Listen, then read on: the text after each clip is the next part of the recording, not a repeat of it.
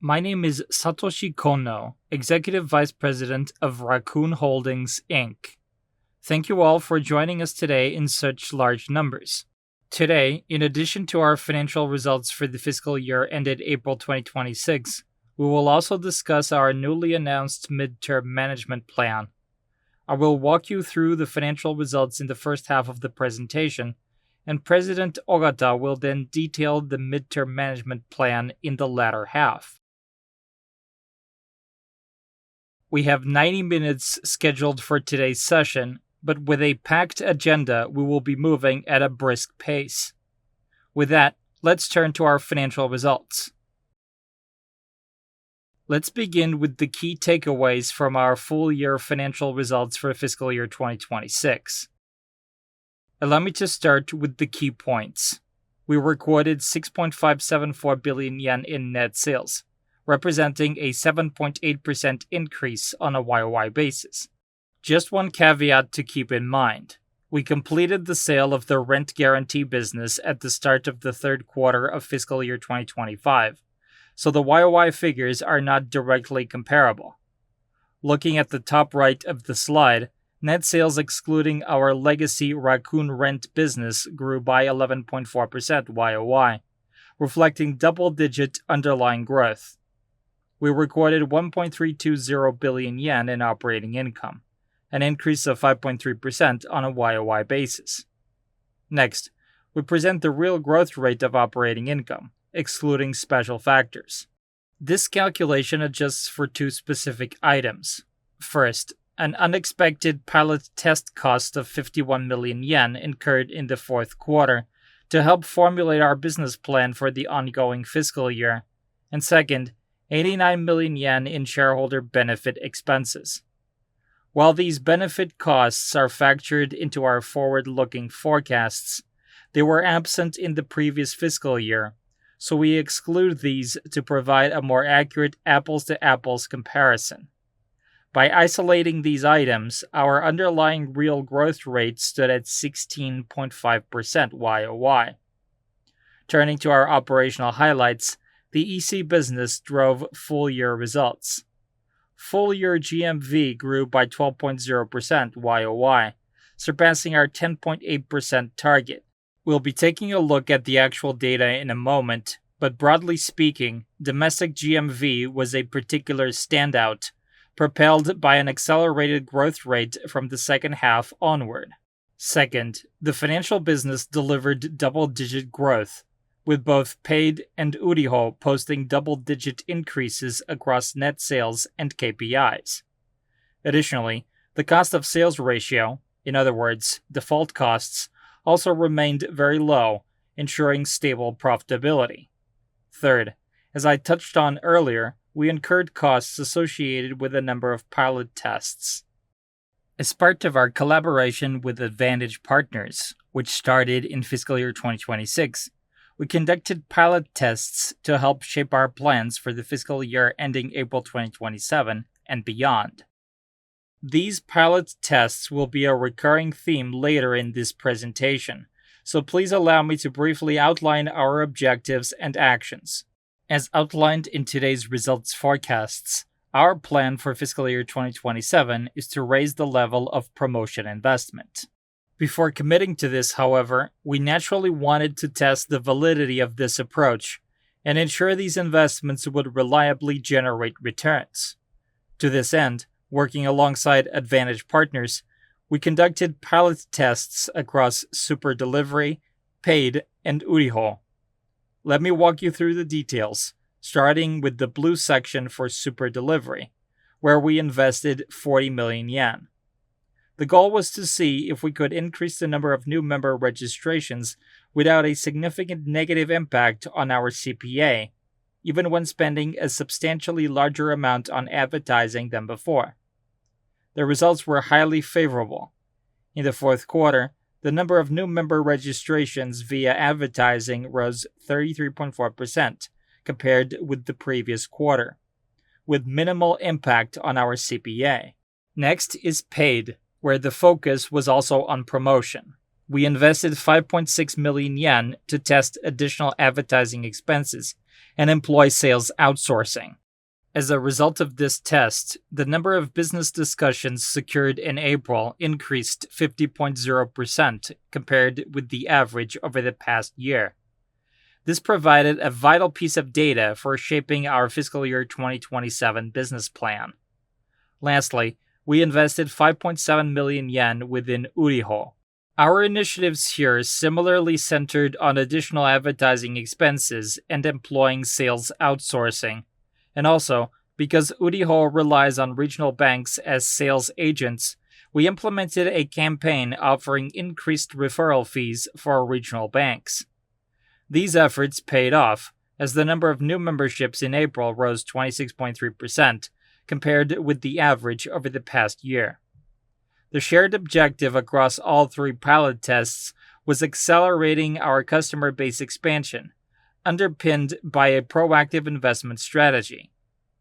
These highly favorable outcomes provide robust validation for our results forecasts, that is, our internal budget, which I will detail toward the conclusion of my presentation.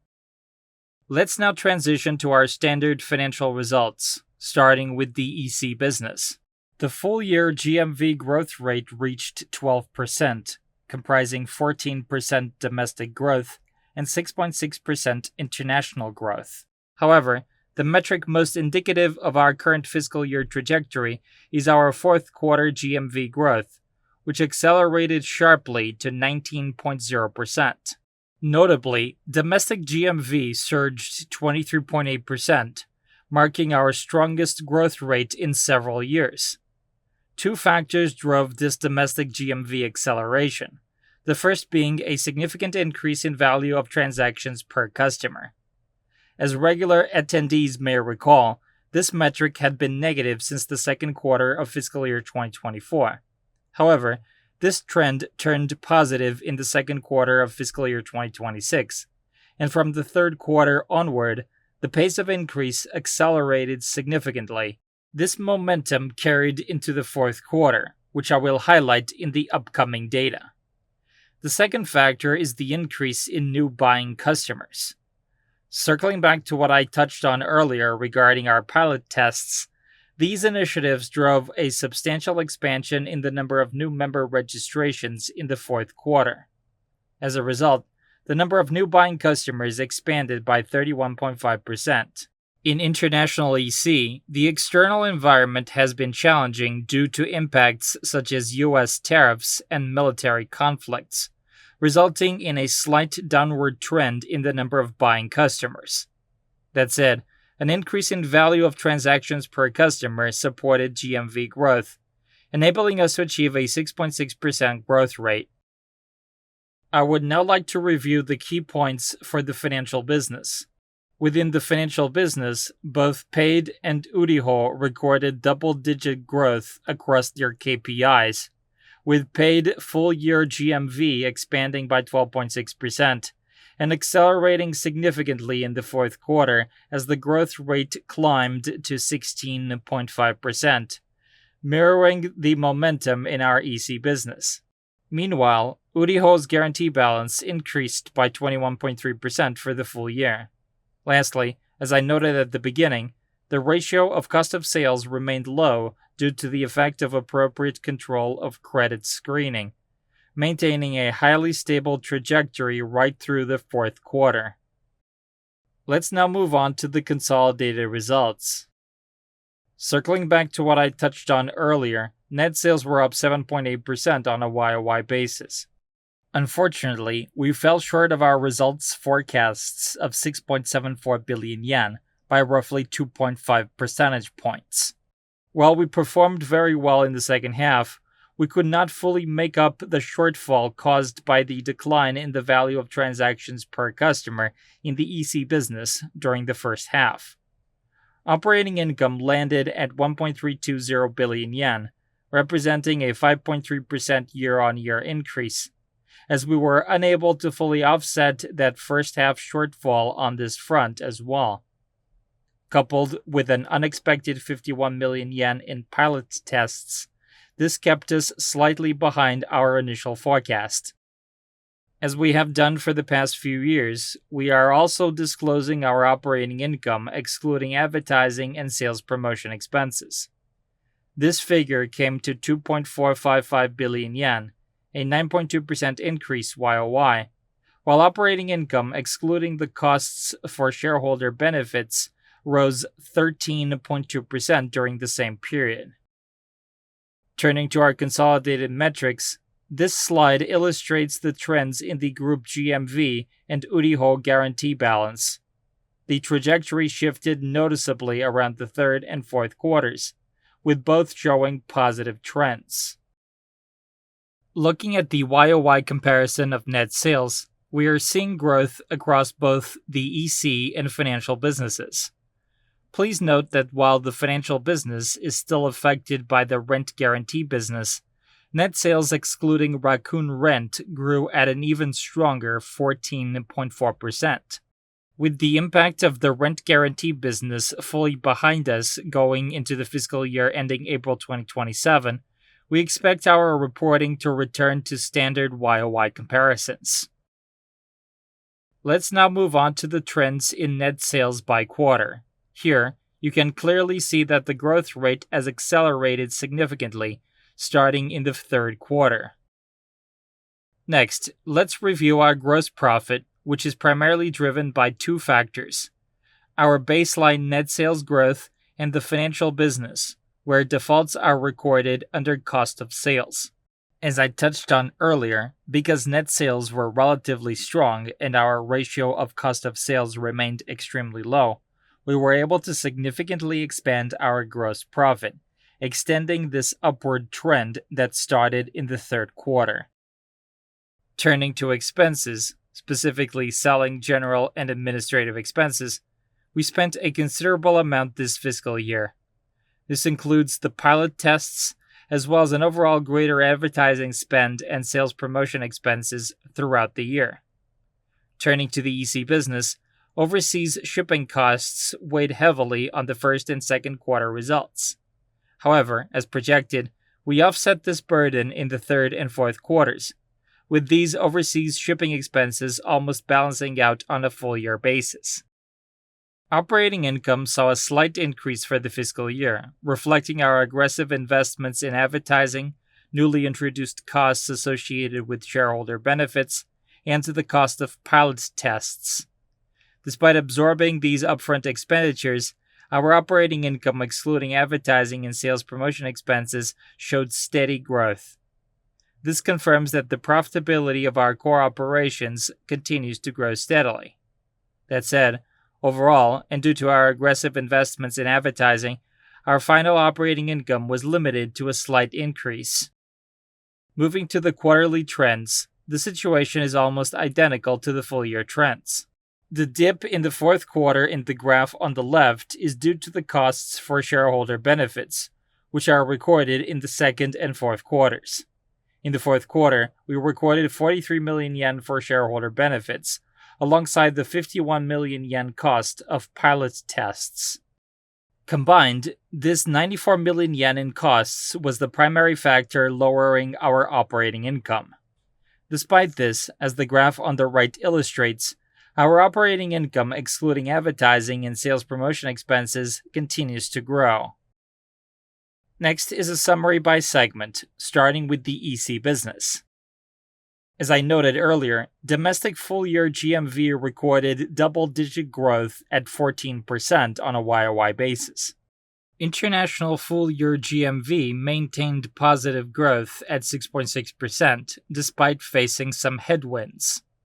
Overall, segment net sales reached 3.899 billion yen, a 9.5% increase YoY, and segment profit was 1.272 billion yen, a 2.7% increase during the same period. A major factor impacting profit was the unexpected 40 million yen cost of pilot tests in the EC business. Now, let's delve deeper into the domestic EC business. Domestic GMV for the fourth quarter achieved significant growth, reaching 6.525 billion yen, up 23.8% YoY, driven by a 3.3% increase in the number of buying customers and a 19.8% rise in the value of transactions per customer. The pilot tests proved highly effective, driving a 31.5% YOY and 37.9% QOQ increase in new buying customers, which establishes a strong foundation for our future growth. Although repeat purchaser metrics were slightly soft, a trend I will unpack in a moment, the value of transactions per customer grew substantially. YOY growth in this metric accelerated from 10% in the third quarter to nearly double that rate at 19.8% in the fourth quarter, serving as a key driver for our overall domestic GMV expansion. Let's now turn to the international EC segment. Circling back to what I touched on earlier, the external environment has been challenging, partly due to the turmoil in the Middle East. The timing of the Lunar New Year also worked against us in the fourth quarter. Because it's a moving holiday, it falls in the third quarter in some years and the fourth in others.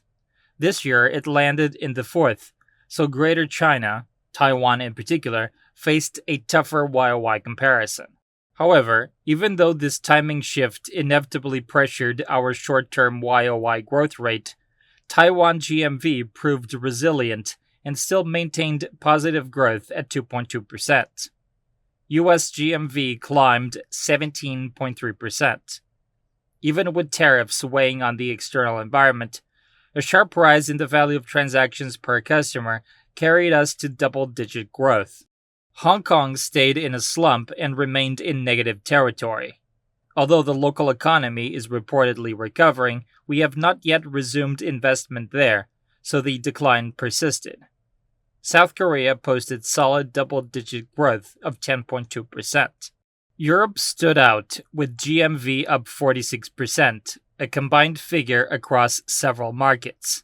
In fact, at a 9.6% GMV composition ratio, Europe is now close to the US, Hong Kong, and South Korea in scale, so we see this 46% gain as a major result.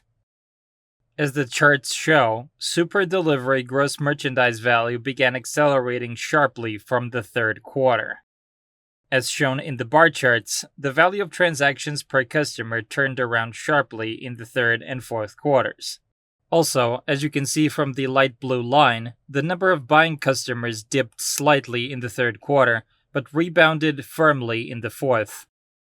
Specifically, as you can see in the textured area within the bar charts on slide 24, this gain was driven by first-time purchasers, the number of whom rose sharply, back above 5,000 for the first time in a while. Repeat purchasers, by contrast, were the exception. We couldn't grow that base in fiscal year 2026, and we are well aware of it. To counter this, we intend to lift the retention rate through stronger customer success efforts and point reward programs. We now have a clear view of how to acquire new customers, and by sustaining that momentum while raising the retention rate, we see real room to push our GMV growth rate meaningfully higher. The value of transactions per customer rose across every category: domestic retailers, other than domestic retailers, and international. Net sales moved in step. As GMV grew, so did net sales. Turning to segment profit, in the fourth quarter we recorded 40 million yen in pilot test costs, which edged segment profit down slightly from the third quarter. Excluding advertising expenses, however, profit grew substantially in line with net sales, as the chart on the right shows. Next is the financial business. Both Paid and Uriho achieved double-digit growth. While segment net sales grew by 5.5%, the real growth rate excluding the rent guarantee business was actually 14.4%, as indicated in the middle left section. Paid's external transactions grew 16.5% in the fourth quarter, and Uriho's guarantee balance rose 21.3%, a strong result on both fronts. I covered the pilot test results at the top, so I'll skip the details here. Looking at Paid's transaction value, while the growth trajectory was less pronounced than that of super delivery, we did see the growth rate accelerate in the fourth quarter. One note on the pilot tests. Enhanced marketing and sales outsourcing did lift the number of business discussions secured, but paid takes time to recognize those as sales. In other words, they'll feed into transaction value gradually over fiscal year 2027, so these aren't yet reflected in the current figures. Meanwhile, Uriho's guarantee balance continued to show solid growth. Driven by the strong performance of both GMV and the guarantee balance, quarterly net sales continued to show steady growth. Our ratio of cost of sales, which reflects defaults, came in at 20.9% in the fourth quarter. As we have seen consistently year after year, the fourth quarter is typically a period when defaults are seasonally higher. This year, however, defaults remained low and collections proceeded smoothly, resulting in a highly favorable outcome. While corporate bankruptcies are reportedly rising in the broader market, we have maintained appropriate control over our credit screening. Financial segment profit tells very much the same story as the EC business. It dipped slightly on the pilot test costs, while profit excluding advertising and sales promotion expenses rose. Let's now turn to the result forecasts. As I noted at the top of the call, fiscal year 2027 marks the first year of our new midterm management plan. To drive this plan forward, we have decided to make large-scale upfront investments in this inaugural year. We plan to increase promotion-related expenses and other costs by approximately 800 million yen compared to the previous fiscal year. While we expect this to drive an increase in our net sales growth rate, we also anticipate a temporary decline in profit for fiscal year 2027 only, as these upfront costs precede net sales generation and the return on investment will materialize over time.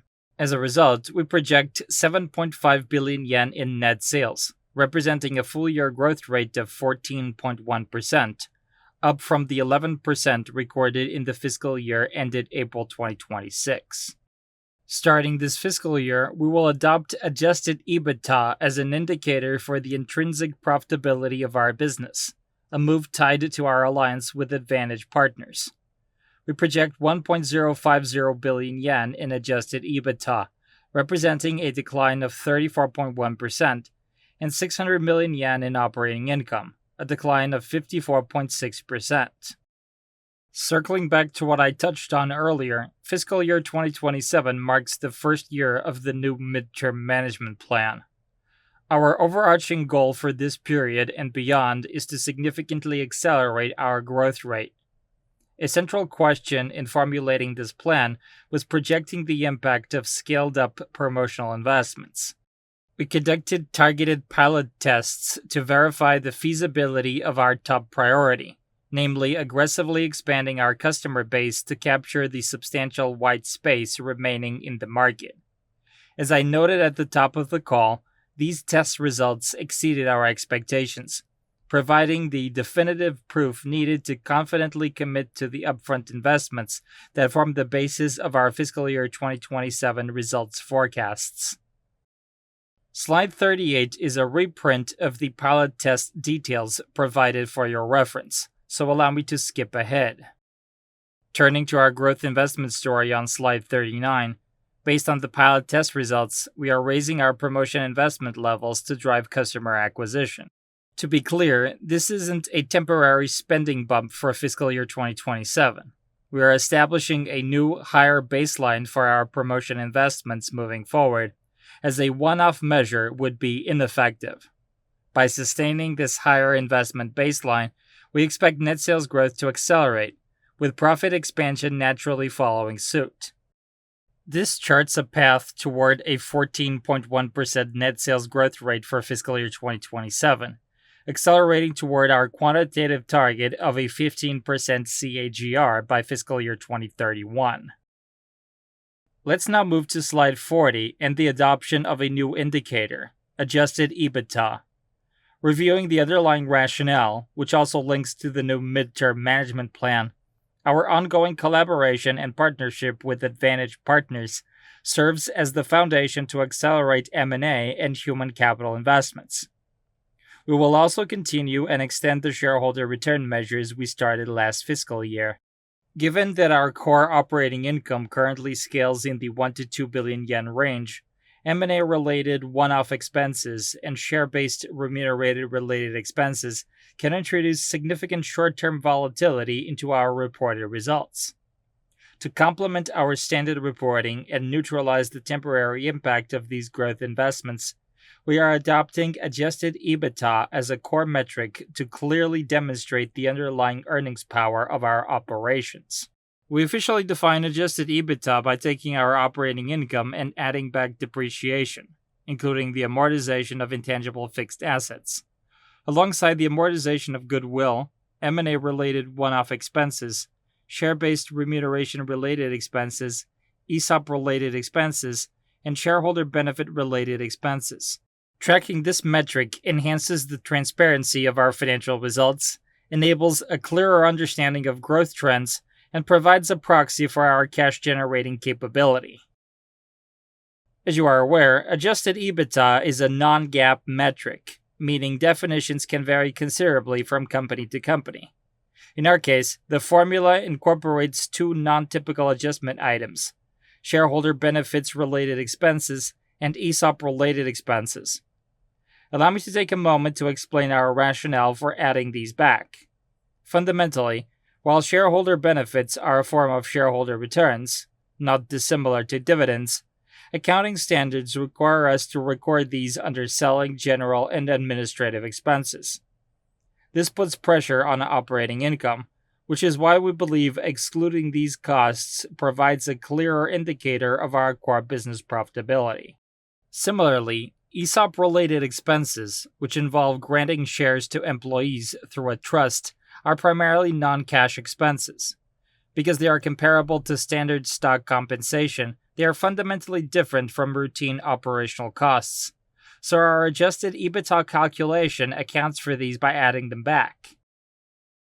As I touched on earlier, because adjusted EBITDA is a non-GAAP metric, we will consistently apply the formula I just shared to ensure clear and comparable reporting.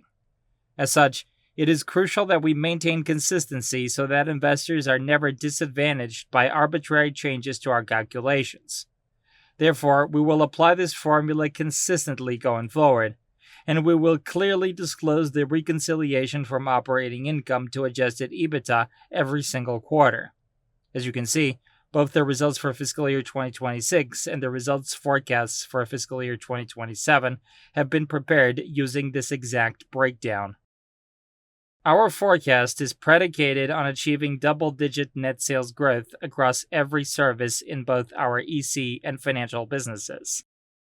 Turning to our KGIs, we are targeting a 14.3% YOY growth rate for Super Delivery GMV.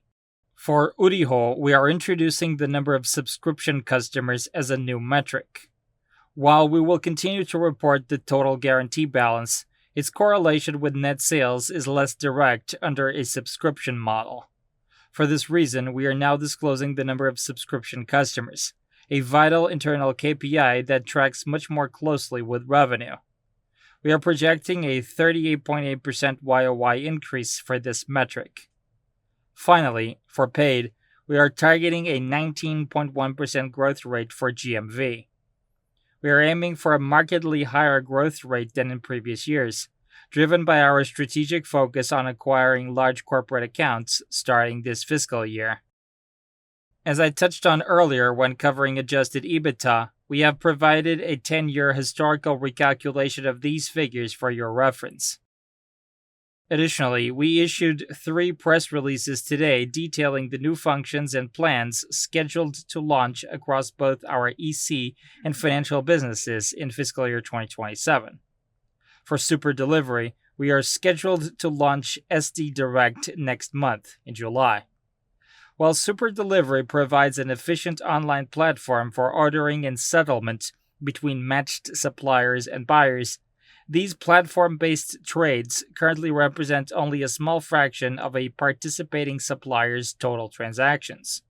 The vast majority of transactions with existing business partners are still processed manually via paper, fax, and telephone.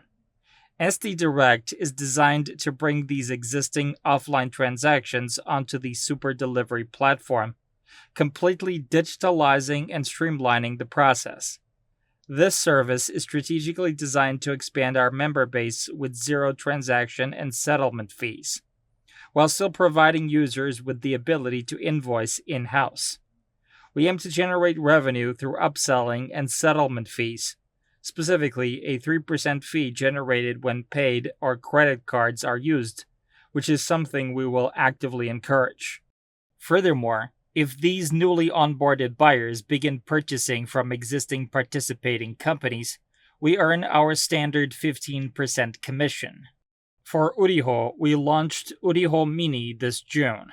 This entry-level plan, offered at a flat monthly fee of 4,980 yen, allows us to target a smaller customer segment than our traditional base, specifically corporations and sole proprietors with annual sales of up to 100 million yen. Additionally, we plan to fully launch Uriho BizCheck in August. This is a completely novel concept. While Uriho is a receivables guarantee service, our customers typically guarantee only a portion of their transactions. For their remaining business partners, we saw strong demand for a corporate service that simultaneously conducts credit screening and anti-social forces checks without requiring a receivables guarantee. BizCheck meets this exact need and is thus not a guarantee service. Instead, it conducts anti-social forces checks on specific entities registered by our customers, determining both transaction safety and recommended transaction amounts in minutes. This is provided as a paid service with pricing ranging from 333 to 800 yen per company, and we also offer a fixed fee plan. Last is our shareholder returns policy. Our commitment to proactive shareholder returns remains unchanged from the fiscal year 2026 baseline, as we maintain a fundamental dividend payout ratio target of 45 to 50%. As announced in the second half last year, we will continue to execute our progressive dividend and profit-linked additional dividend policies, all the way through the final year of the new midterm plan. In accordance with our progressive dividend framework, we will maintain our minimum planned dividend of 22 yen per share despite the projected profit decline, temporarily driving our dividend payout ratio above 100% to 142.18% for this fiscal year. We will also continue to flexibly execute the acquisition of treasury stock in response to share price movements. We will maintain our shareholder benefits program, which we started last year, with the costs associated with this program already fully factored into our earnings forecast. This concludes my presentation on the financial results. Now allow me to turn the floor over to President Ogata, who will walk you through our new midterm management plan. Thank you for joining us today. My name is Isao Ogata, President and Representative Director of Raccoon Holdings, Inc. Today, I would like to walk you through the new midterm management plan. Let's start with the executive summary. The key point of the new MTMP is our business alliance with Advantage Partners to accelerate our growth and realize the Raccoon B2B network. In light of this, we have decided to revise the midterm management plan announced last year. Our updated strategy focuses on accelerating the growth of existing businesses through strengthened sales and marketing and more rigorous KPI management, while simultaneously creating new services via strategic M&A and alliances to meet customer needs more broadly and deeply. Second, we are focusing on our group management policy, which corresponds to our long-term vision. By pulling our base of roughly 600,000 transacting customers under the Raccoon B2B network concept, we will seamlessly drive cross-selling efforts to increase the value of transactions per customer and ultimately maximize LTV. Third, to execute the business strategy for this midterm management plan, We will leverage Advantage Partners' knowledge and experience as a priority measure and accelerate the growth of existing services by flexibly implementing sales and marketing measures, with KPI management for metrics like ROE and ROI.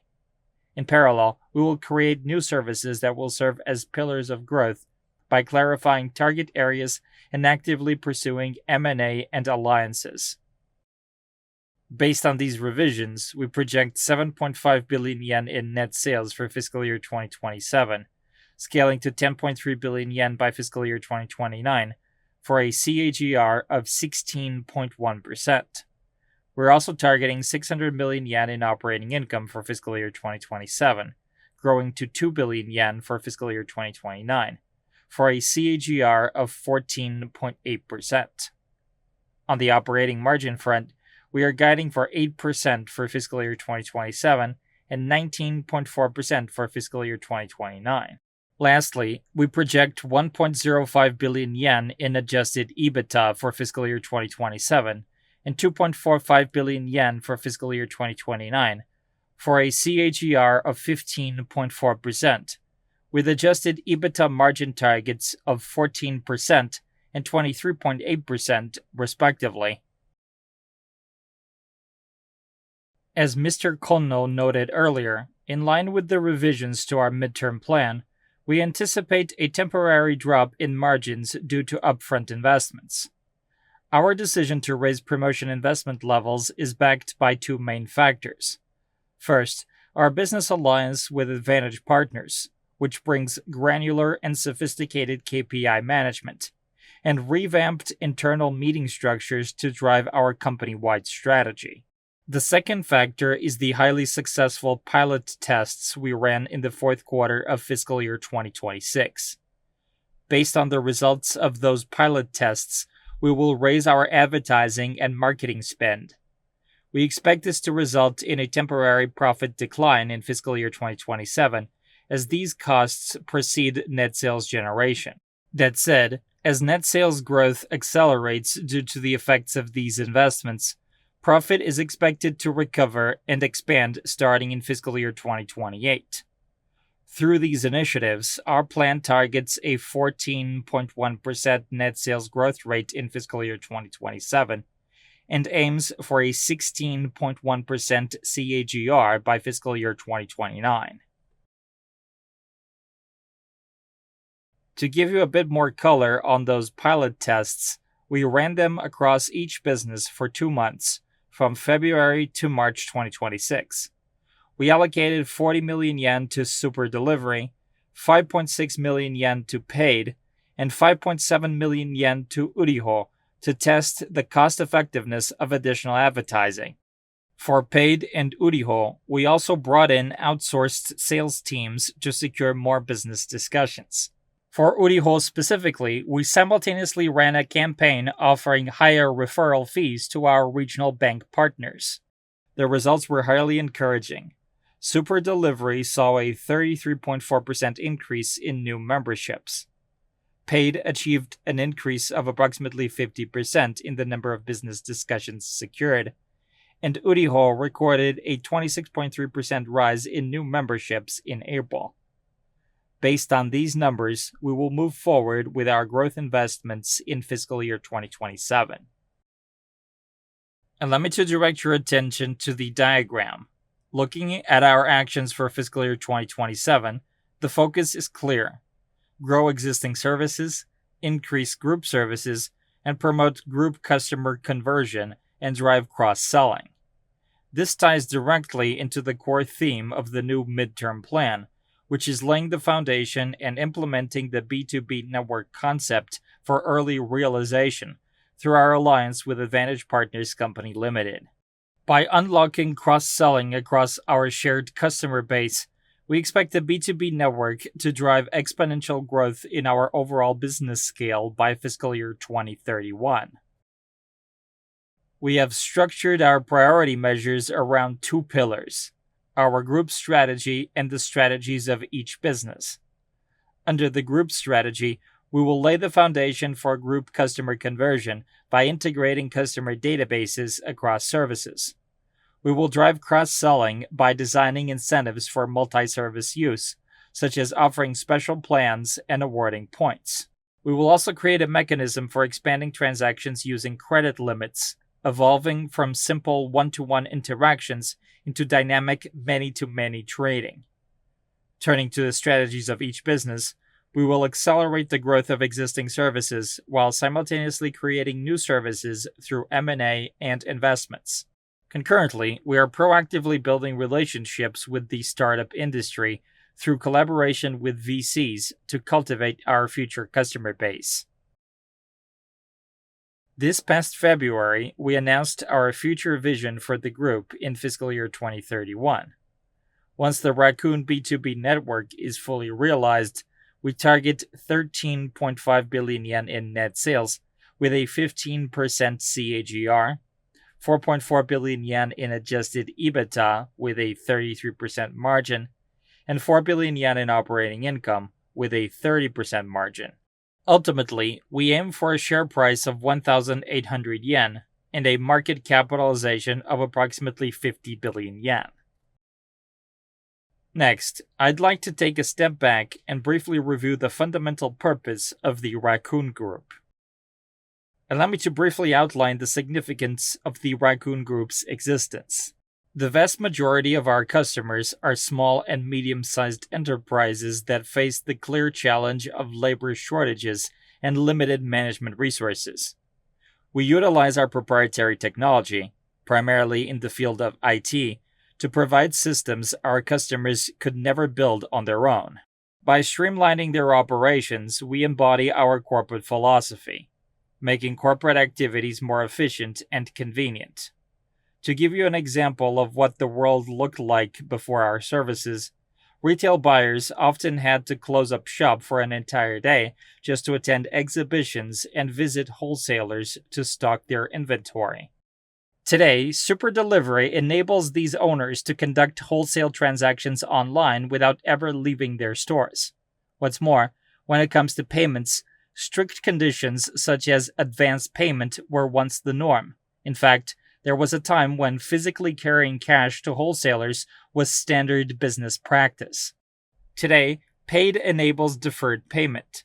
Because it provides combined credit settlement for multiple companies at once, buyers can settle their accounts in a single lump sum, which drastically simplifies both payment management and transaction fees.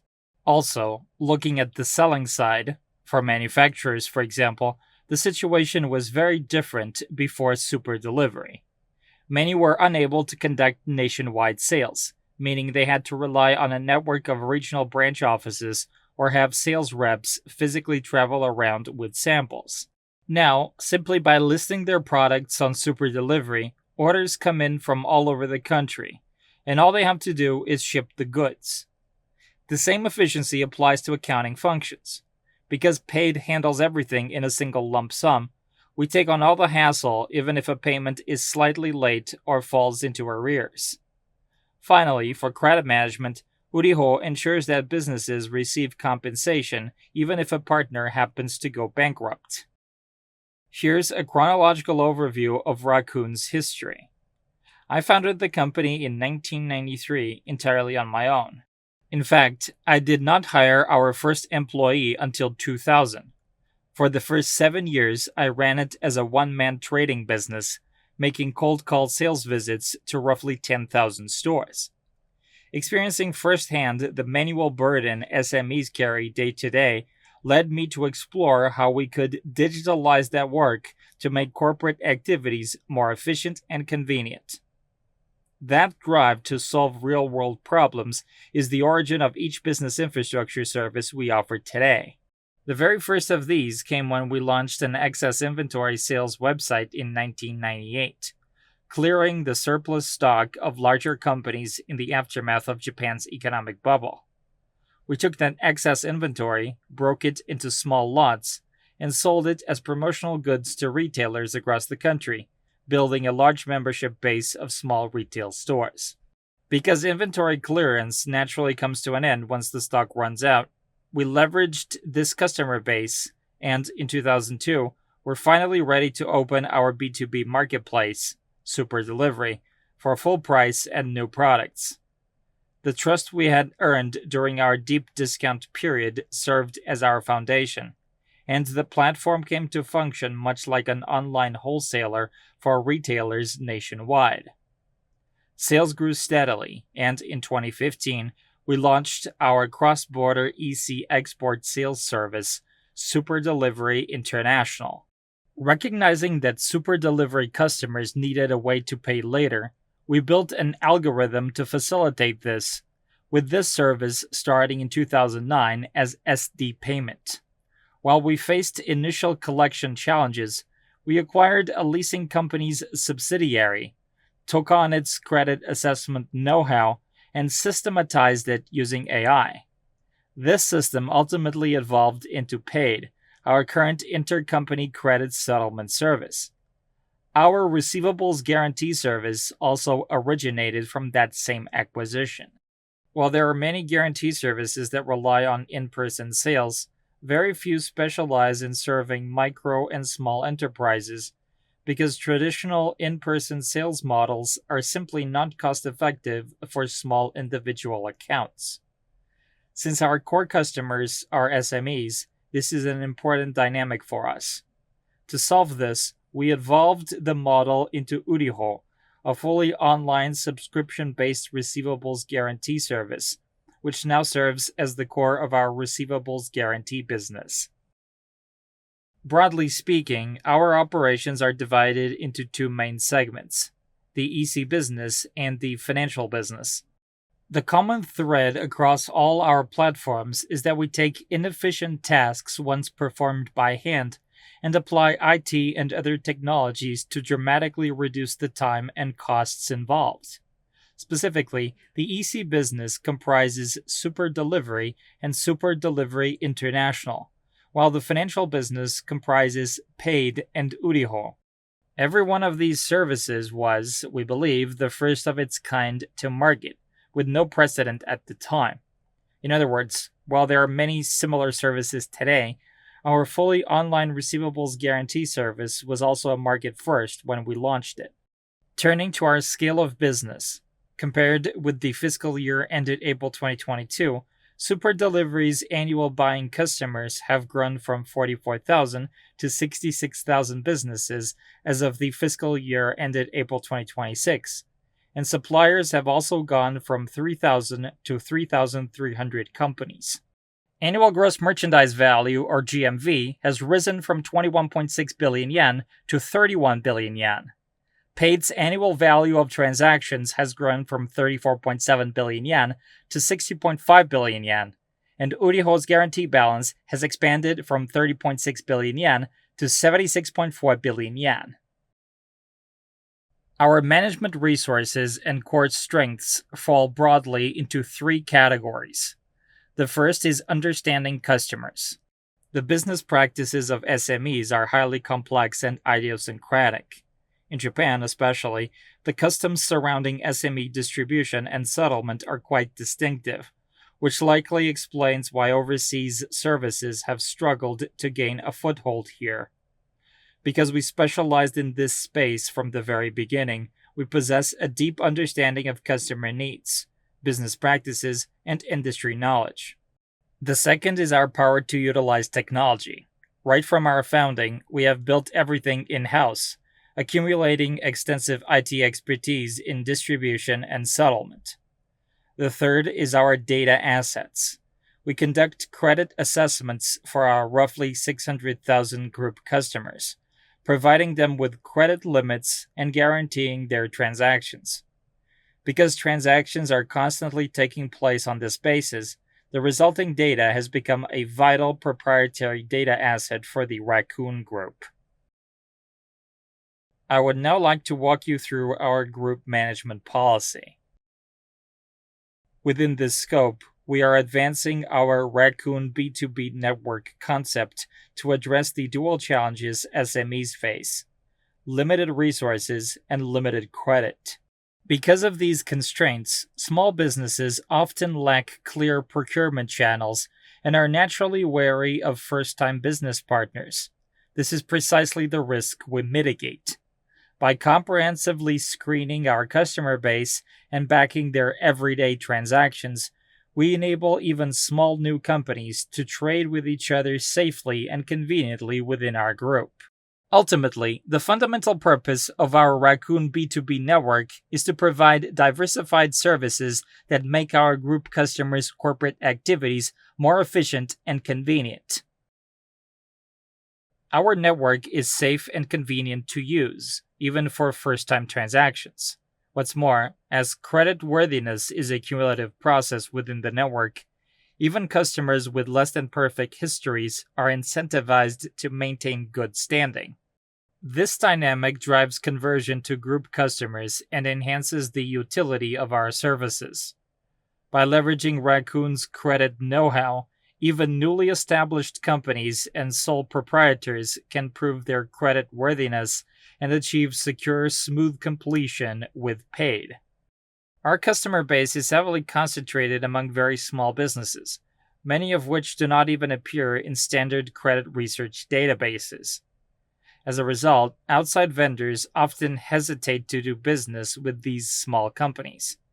Additionally, while our customers conduct transactions on our platforms, their interactions currently remain siloed in one-to-one relationships. By rolling out the Raccoon B2B network to interconnect these user bases, we will enable cross-selling and expand into many-to-many trading, creating the exact mechanism we need to increase the group's value of transactions per customer and maximize LTV.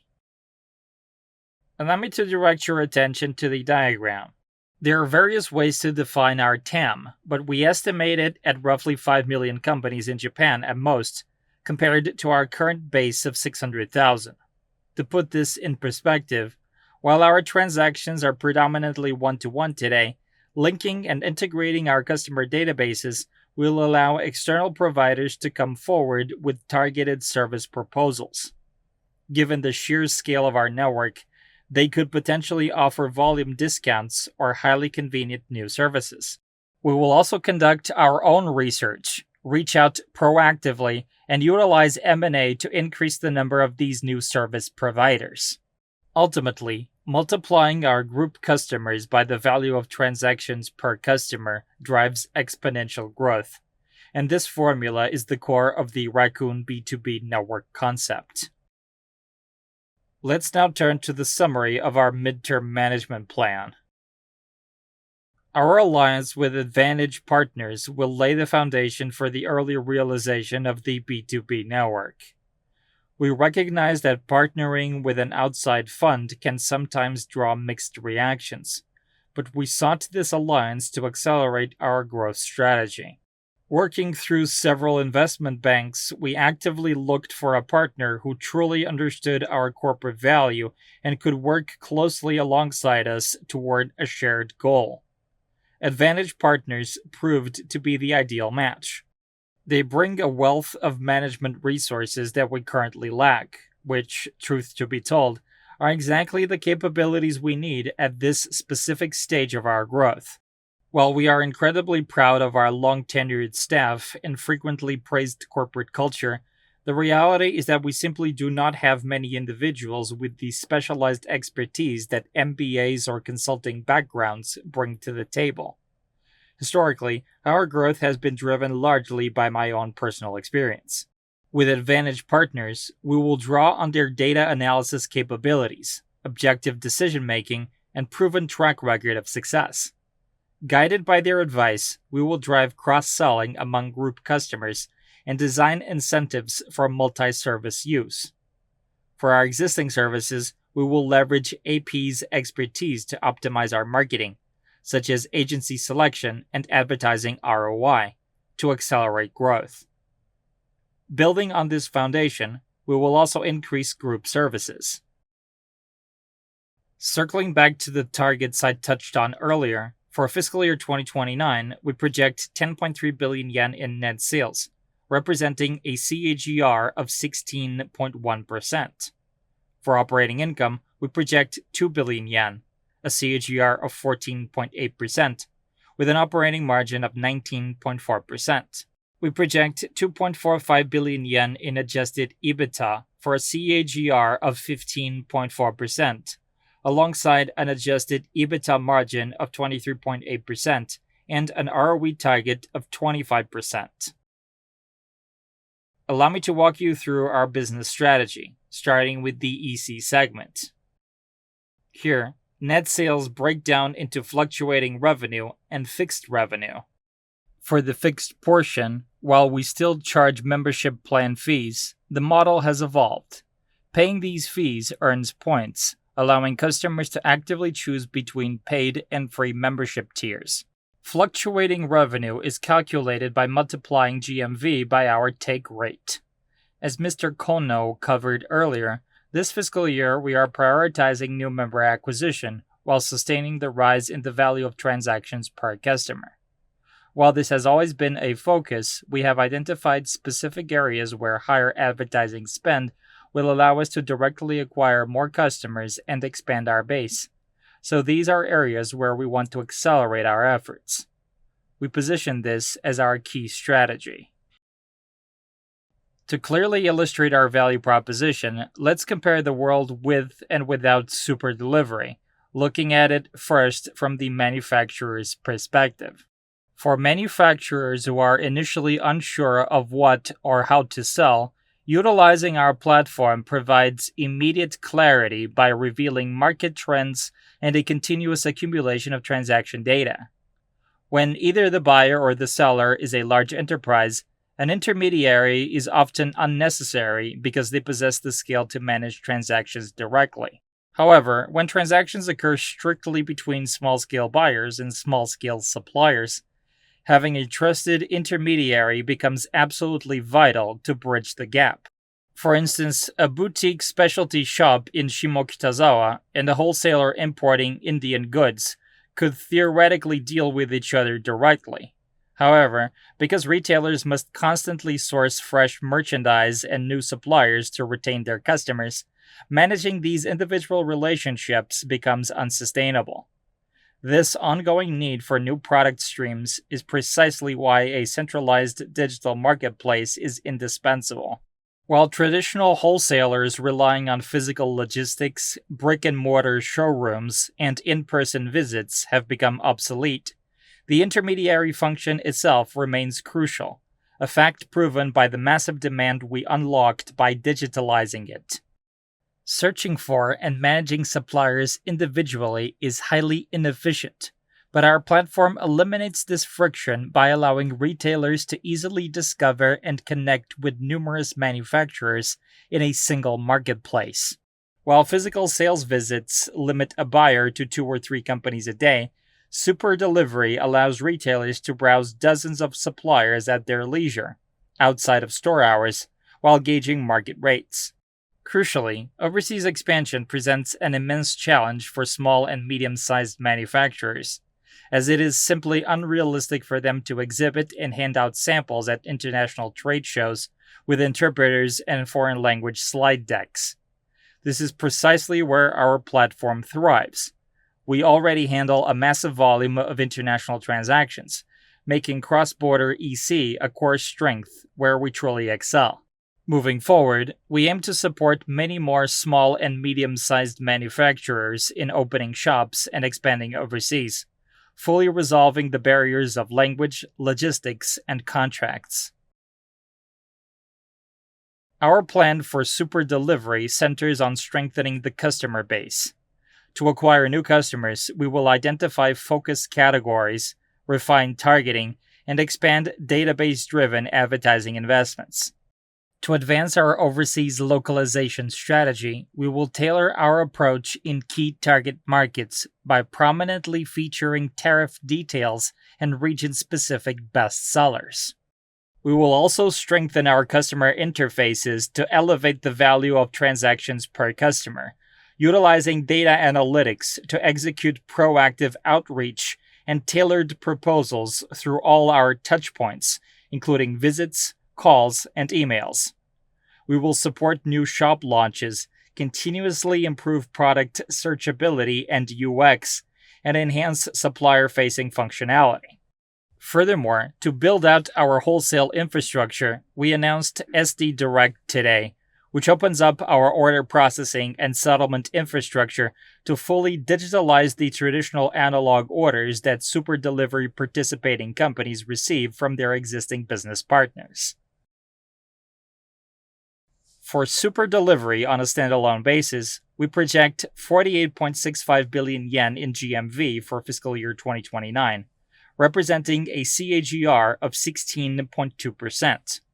Of this, we expect domestic GMV to account for 35.41 billion yen at a 15.8% CAGR, and international GMV to account for 13.24 billion yen at a 17.5% CAGR.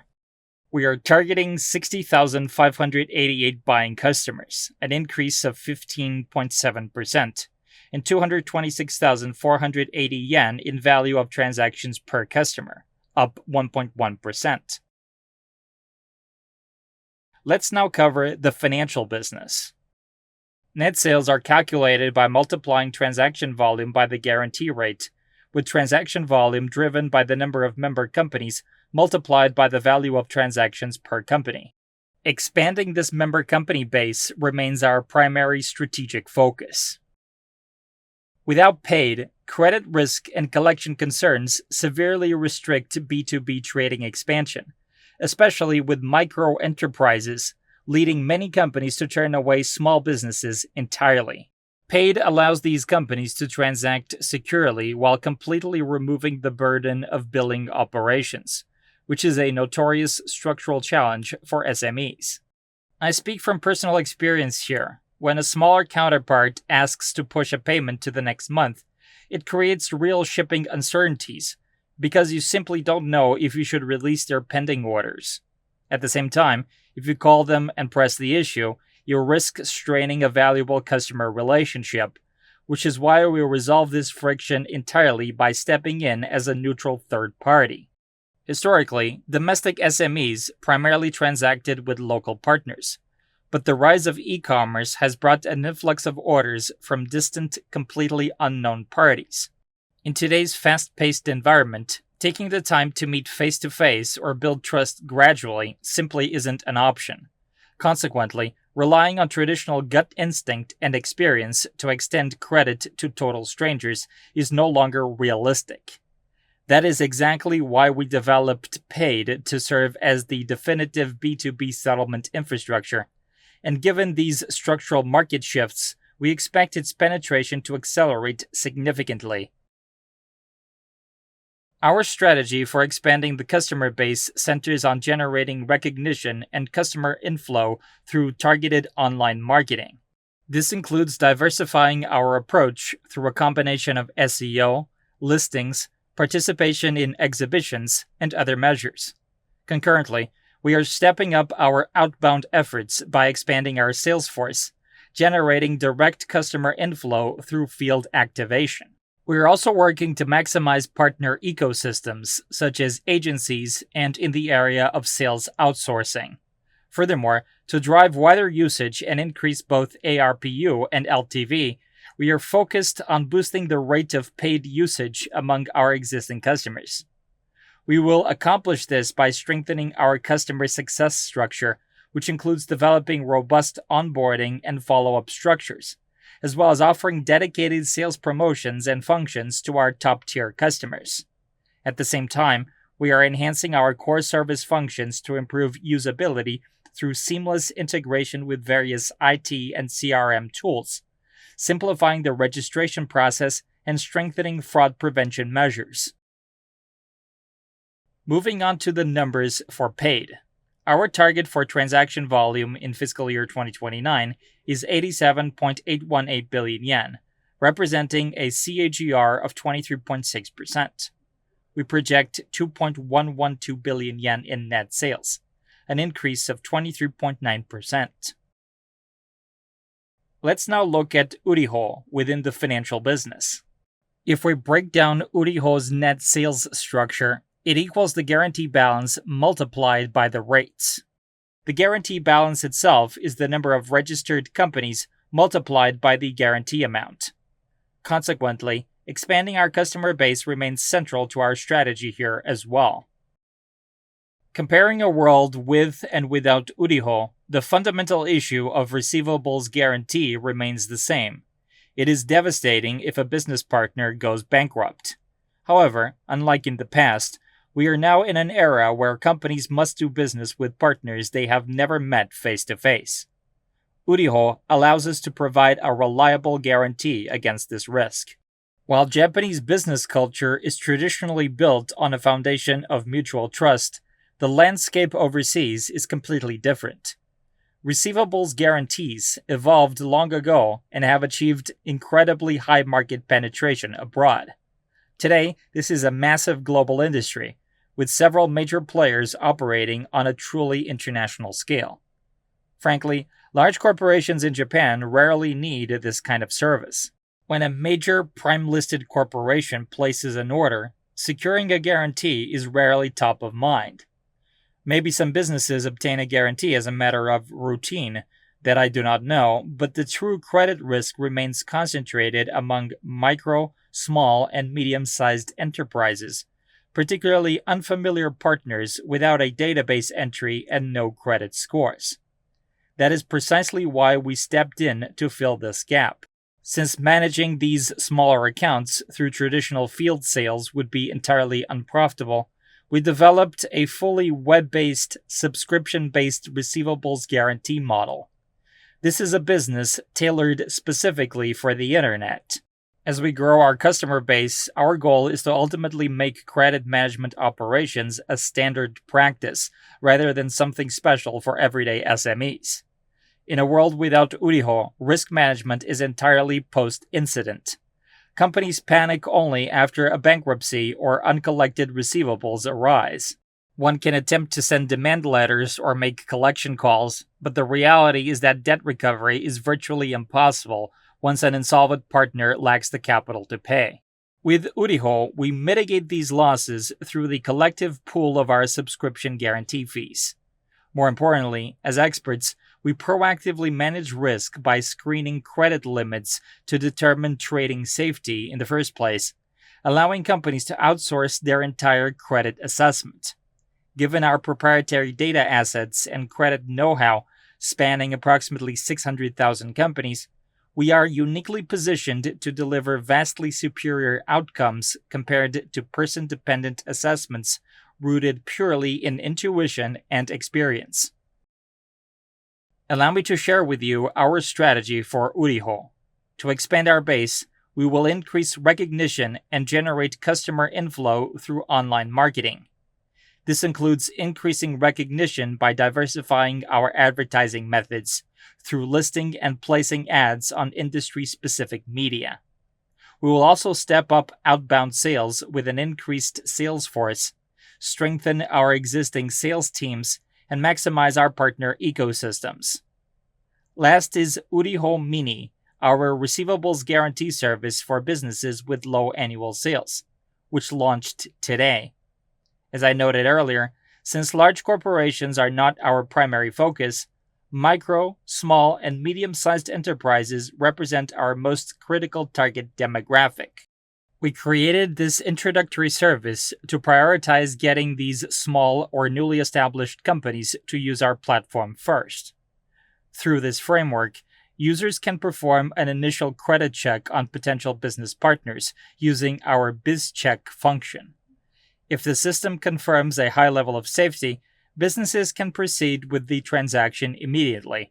Ultimately, these introductory tools allow customers to seamlessly safeguard their corporate activities as they scale, giving them a clear path forward, whether they are turning to Uriho Mini to secure a flagged risk or declining a transaction entirely when the system signals a critical red flag. To drive wider usage, we will focus on expanding both ARPU and LTV by improving service usability to increase the value of transactions per customer. This strategy includes providing fast responses through automated assessment and granting appropriate credit limits using AI. While introductory services like BizCheck and Uriho Mini serve as our primary customer acquisition channels, our ultimate goal is to seamlessly transition these users to the full services of the core Uriho platform. For Uriho, we project 2.324 billion yen in net sales for fiscal year 2029, representing a CAGR of 14.1%. Isolating our core web-based subscriptions from our traditional on-site estimate transactions gives a clearer picture of our digital momentum. For the Uriho subscription segment alone, we project 1.65 billion yen in net sales by the final year of our plan in fiscal year 2029, representing an accelerated CAGR of 20.9%. Finally, we aim to reach 3,158 monthly subscription customers, reflecting a CAGR of 22.6%. To accelerate the realization of the Raccoon B2B network, we will create new services that expand beyond our existing business lines, drawing on both quantitative data analysis and proposals from employees who are in contact with customer needs. We will actively pursue business and capital alliances to offer high-value solutions to our 600,000 group customers, while aggressively considering M&A to maximize value through deep integration. We identify promising services based on the specific challenges facing our target base, which is predominantly SMEs, startups, manufacturers, retailers, and EC or SaaS providers. We focus specifically on sectors with high unit prices and low profit margins, and work to offer services to boost efficiency and streamline processes in these industries. The key challenges we aim to address include customer acquisition, human resources, including recruitment and training, cash flow management, BPO-related issues, and DX, including the utilization of generative AI. We score potential new services against two main criteria: market potential and compatibility with our network. To determine market potential, we evaluate market size, growth potential, industry profitability, entry barriers, and the competitive environment. To ensure compatibility, we assess vision alignment, cross-selling potential, the potential for increasing the group's new customers, and the enhancement of existing service functions.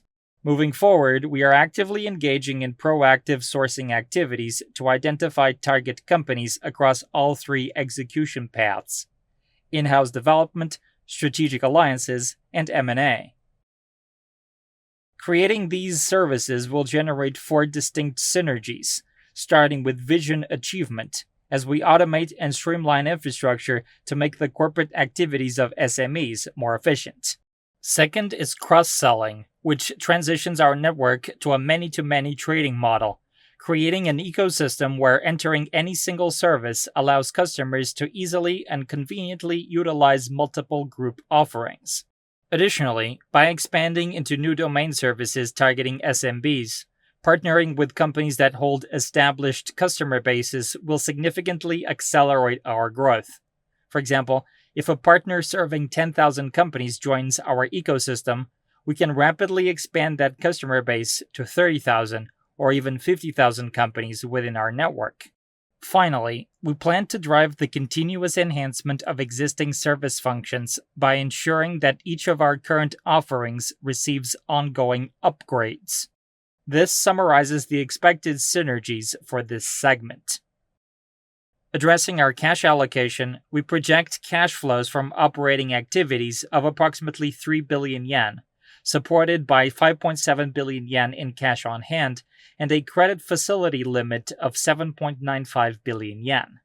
We plan to allocate approximately 3 billion yen to M&A and other investments, alongside 2 billion yen designated for future growth investments. With respect to shareholder returns, we maintain a target dividend payout ratio of 45 to 50%. Concurrently, we will pursue the flexible execution of share repurchases based on market conditions, while allocating approximately 450 million yen to cover shareholder benefit costs. To ensure liquidity, we will maintain 3 to 4 billion yen in cash on hand and utilize our credit facility as needed. Breaking down these future growth investments, we are allocating approximately 1.4 billion yen to marketing-related expenses, approximately 200 million yen to B2B network infrastructure, and approximately 400 million yen to personnel and development expenses. Circling back to Mr. Kono's explanation, we have implemented key changes to our dividend policy by introducing a progressive structure alongside a profit-linked additional dividend. Under this progressive dividend policy, we guarantee a floor of no less than 22 yen per share. As our basic policy, a consolidated dividend payout ratio of 45 to 50% will apply to net income up to 1.2 billion yen. For earnings above this baseline, our profit-linked additional dividend distributes the surplus of profit in stages, applying a 60% payout ratio to the portion of net income exceeding 1.2 billion yen, up to 1.5 billion yen, and an additional payout ratio of 70% to the portion of net income exceeding 1.5 billion yen. This concludes today's presentation.